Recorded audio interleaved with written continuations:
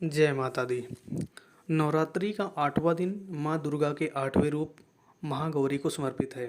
गौर वर्ण होने के कारण को माँ को जो है महागौरी के नाम से जाना जाता है। अब आपको मैं अभी वीडियो में यह बताऊंगा कि पूजा कैसे की जाती है। माता की सबसे पहले हम कथा जानेंगे कि माता का, जैसे मैंने आपको बताया, गौर वर्ण क्यों हुआ था माता को और किस कारण से माता को महागौरी के नाम से जाना जाता है, इसके बारे में हम जानेंगे सबसे पहले।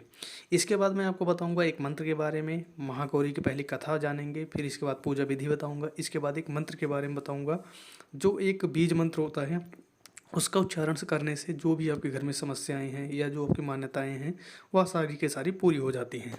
चैनल पे नए हैं तो चैनल को सब्सक्राइब कर लें, वीडियो को लाइक और शेयर करें और वीडियो का पूरा देखें। इसमें जो है माता की जो है पहले कथा के बारे में मैंने आपको बताया, पहले आपको कथा के बारे में जानते हैं। नवरात्रि के पहले दिन माँ शैलपुत्री, दूसरे दिन माँ ब्रह्मचारिणी, तीसरे दिन माँ चंद्रघंटा, चौथे दिन माता कुष्मांडा, पाँचवें दिन माता स्कंद माता, छठे दिन कात्यायनी, सातवें दिन माता कालरात्रि और उसी तरीके से 8वें दिन पूजा होती है माता महागौरी की।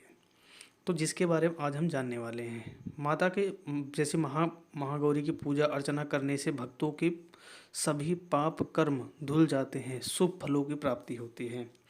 तो यहाँ भी ये भी जानने वाली काफ़ी अच्छी बात है। माता से जुड़ी कई सारे और मैं आपको रहस्य बताऊंगा और इसके बारे में पहले तो हम जानते हैं माता की कथा के बारे में। अगर आप पूजा करते हैं, जिस दिन अब 8वां दिन आने आएगा, तो जब आप पूजा करने बैठेंगे माता का जो है, तो उस दिन आप देखो महागौरी की जो कथा है उसके बारे में आपको ध्यान रखना है। क्योंकि माता को आप याद करते हैं और 9 दिन के भूखे भी हैं बाप, तो उस समय जब व्रत कर रहे हैं 9 दिन का, तो आपको ये चीज़ ध्यान रखना है, जो माता के जो व्रत है उसके बारे में आपको जानना चाहिए कि माता की व्रत कथा आखिर में है क्या।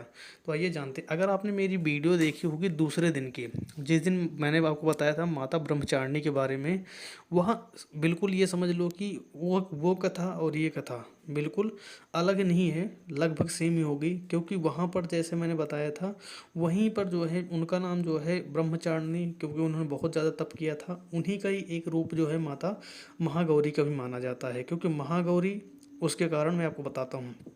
आपको सबसे पहले ये जानना चाहिए, जो माता पार्वती थी वो जो है हिमालय राज्य के यहाँ उन्होंने जन्म लिया था। तो जैसे उन्होंने जन्म लिया था उसी तरीके से महागौरी ने भी पर्वत राज के यहाँ ही जन्म लिया था। और जैसे ही इनको जो नारद जी कह लो या फिर ब्रह्मा जी कह लो, इनको जो है ऐसा बताया गया था कि जैसे नारद जी ने ऐसे बताया गया है कि नारद जी ने इनको जो है बोला था कि आपको भगवान भोलेनाथ को अपने पति के रूप में आप स्वीकार करोगी, लेकिन स्वीकार करने के बाद आपको बहुत सारी समस्याएं आएंगी। तो जो माता थी ये महागौरी, इन्होंने जो है नारद जी की बातों पर इतना ध्यान नहीं दिया और यह जो है भगवान भोलेनाथ को पति के रूप में स्वीकार कर लिया। आपको यह जानने वाली एक अच्छी बात होगी कि भगवान भोलेनाथ जो कि एक ऐसे भगवान हैं जिनको जो है उनकी जो देवी हैं, उनके हमेशा ये देखा गया है, उनकी जो देवियाँ जिनसे उनका विवाह हुआ है भगवान भोलेनाथ का, वो उनके जो है पहले ही उनको, मतलब जैसे कि उनके जैसे जिसकी भी कन्या का जन्म होता है उससे जैसे वो बड़ी होने लगती है, उस समय ही भगवान भोलेनाथ को अपना पति के रूप में वो स्वीकार कर लेते हैं। यहाँ पर भी यही हुआ है। जो महागौरी थी उनको जो है स्वीकार कर लिया, लेकिन बाद में पता चलता है कि भगवान भोलेनाथ को पाने के लिए कई सारी कठिनाइयों का सामना करना पड़ सकता है। यही हुआ जो है महागौरी ने फिर जो है महागौरी जो है जंगल में जाती हैं और वहाँ पर जाकर कई हजारों सालों तक जो है माता जो है तपस्या कर रही होती हैं। और तपस्या कई बार तो ऐसी बातें बताई गई हैं कि जैसे कि माता जो है पहाड़ों में जाकर जो है अकेले तपस्या कर रही हैं, कई दिनों तक जो है खाना नहीं खा रही हैं, कई दिनों तक पानी नहीं पी रही हैं। इस तरीके से जो महागौरी माता है तपस्या कर रही हैं, इसीलिए जो है इन्हें तपस्याचारिणी भी कहा जाता है। महागौरी के अलावा तपस्याचारिणी भी कहा जाता है। तो इस तरीके से जो है कई सौ सालों तक, वर्षों का जो है तपस्या करती रही। उसके बाद जो है भगवान महादेव जो है इनके ऊपर जो है प्रसन्न होते हैं और इनको दर्शन देते हैं और इनको वादा करते हैं कि मैं आपको पत्नी के रूप में स्वीकार करूँगा।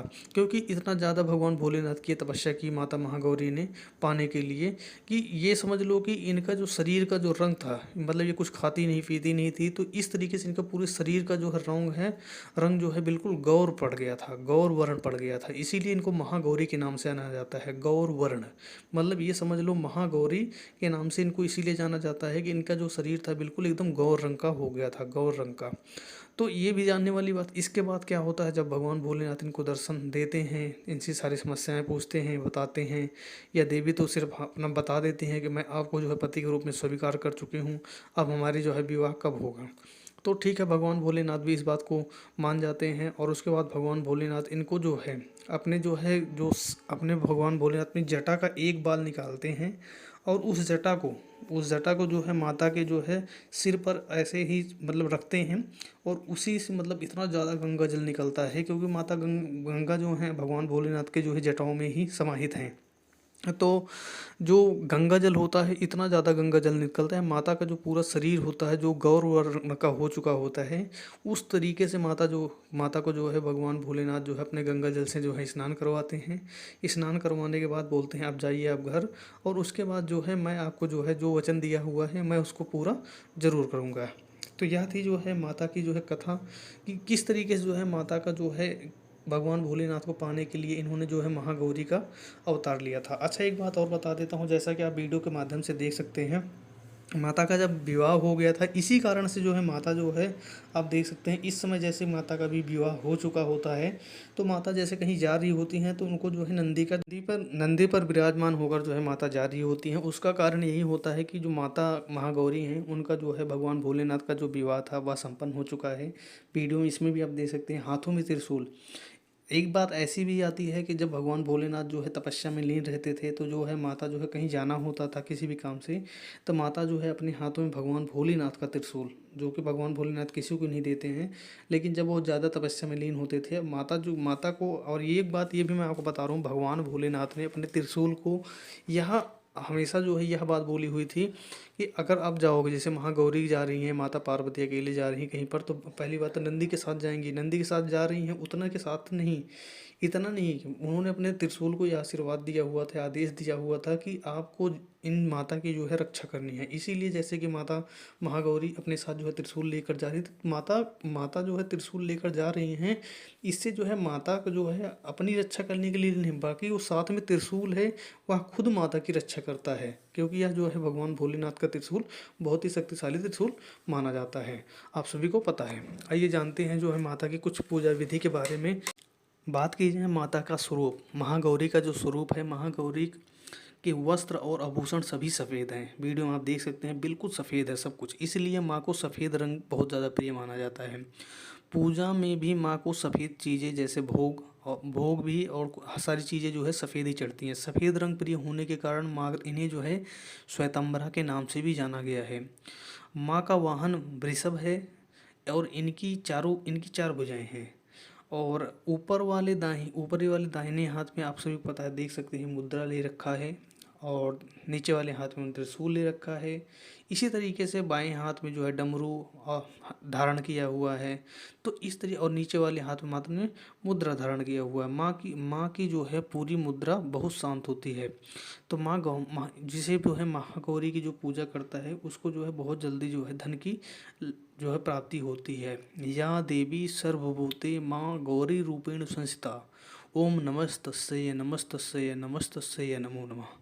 इसका मतलब यही हुआ कि जो भी माता जो महागौरी हैं इनकी जो भी पूजा करता है उसके जीवन में नमस्तस्यै नमस्तस्यै नमस्तस्यै नमो नमः उसके, और यहाँ तक कि माता का इस जो मैंने मंत्र बताया यह एक बीज मंत्र माना जाता है माता महागौरी का।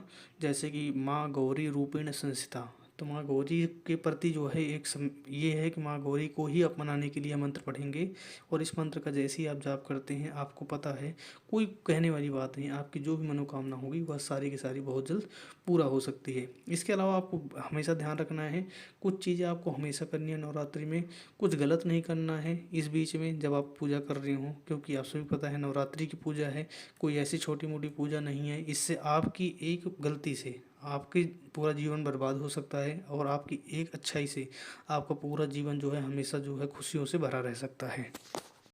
माता की पूजा विधि के बारे में बात की जाए तो सुबह सुबह जल्दी उठकर स्नान करें। स्नान होने के बाद साफ साफ वस्त्र पहने, माँ की प्रतिमा और गंगा जल से जो है शुद्ध जो है स्नान कराएं। माँ को जो है सफ़ेद रंग वस्त्र जो है अर्पित करें। धार्मिक मान्यताओं के अनुसार माँ को सफ़ेद रंग बहुत पसंद है। माँ को जो है स्नान कराने के बाद सफ़ेद पुष्प अर्पित करें। माँ को रोली व कुमकुम लगाएं। माँ को जो है मिष्ठान पंचमी व फल अर्पित करें। महागौरी को जो है काले चने का भी भोग लगाया जा सकता है। महागौरी को अधिक से अधिक जो है ध्यान दें। महागौरी की जो है आरती भी करें, साथ में कथा भी करें। महागौरी अष्टमी के दिन जो है कन्या पूजन का जो है विशेष महत्व होता है। इस दिन जो है माता की पूजा करना जरूर करें। यह ऐसे भी होता है कई बार जो है माता की जो है जैसे कि पूजा कर रहे होते हैं तो कुछ चीज़ें भूल जाते हैं। आपको ध्यान रखना है, कोई चीज़ भूलना नहीं है। कमेंट में एक बार लिखेंगे जय माता दी। वीडियो कैसी लगी